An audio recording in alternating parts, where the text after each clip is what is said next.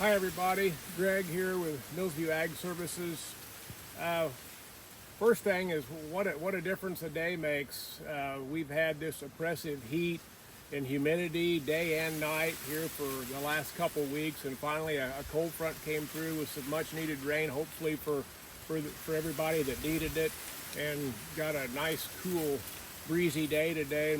Maybe we're going to give this corn crop a little bit of relief. Had several phone calls this week on guys just asking what the condition was here on this corn crop as it moves along. I want to go back. I believe July 7th we did an update, and I talked about how we had the table set, in my opinion, for probably could potentially, depending on how it would have finished, but we had the table set for I think a record corn crop here in this area. And that was done just with, checking our bushels per thousand scores, these emergent scores. Stuff looked fantastic. Taking it forward to today here with the last day of July, and of course we've had a lot of variables thrown at us. A lot has transpired, so I kind of want to give an update on where I believe we sit. I'm going to start with the majority of this corn would be like the corn in this field was planted, let's say May 7th, May 8th through the 15th, 16th, 17th of May. There was a lot of corn planted then. It's in an early R3 stage. Looks like a nice full ear of sweet corn is the stage it's in. The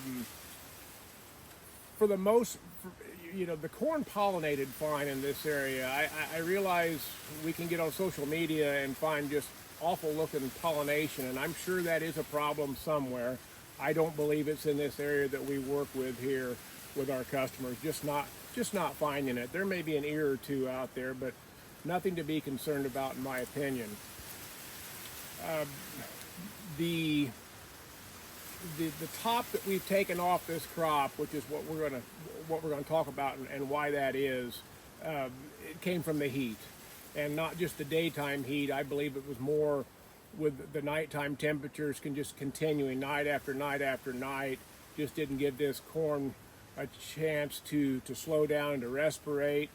It's not uncommon to find corn like this that's green from top to bottom, and find some ears out there that have pulled back, some a fair amount, but not, I have seen a lot worse. I'm not finding any zippered ears on that inner part, which can get really, really tough on us. But we are nosing some ears back. It's not every ear. Not uncommon to find an ear that's pulled back and have several right next to it that are full, normal ears. So what's causing that ear to pull back? Well, as I said before, the nighttime temperatures really just didn't let this plant slow down. Put a lot of stress on it. With that being said, I do believe the table that we had set back in early July, the fantastic emergent scores, the good bushel per thousand rating, the good root system on this corn, because it was planted in the conditions that were right, really has helped us in this stressful period. Because I promise, had this crop not been put in right and not managed correctly, it would be in a lot tougher shape today than what it is. So yes, we have taken some top off the crop, but I do believe we cool this weather pattern down. If this happens, temperate nights, bright sunny days, we have a chance to build a lot of weight on an R3 ear. It's about 80% moisture, so it's got a long way to go.